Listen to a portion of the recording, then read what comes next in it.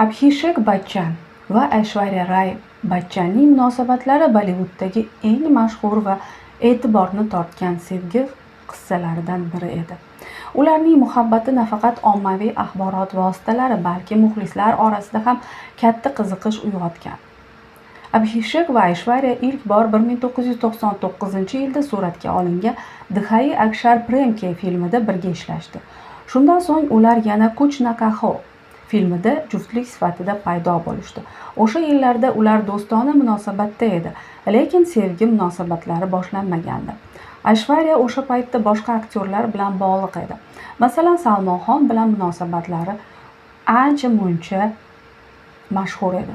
Ularning orasidagi chuqurroq his-tuyg'ular Umraojon, jonginam Umrao, Tezlik 2 va ayniqsa Guru filmidagi hamkorlikdan so'ng boshlandi.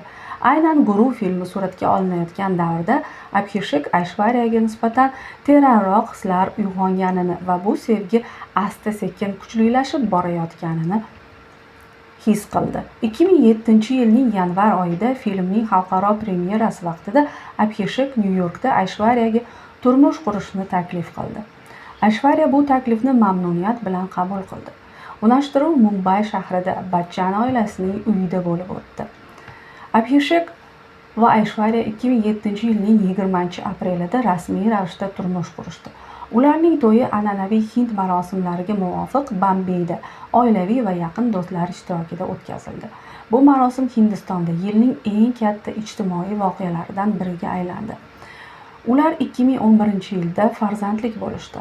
Oilada Aradhya Bachchan dunyoga keldi. Bugungi kunga kelib ham Aishwarya va Abhishek juftligi barqaror va mehrga asoslangan turmushi bilan ma'lum.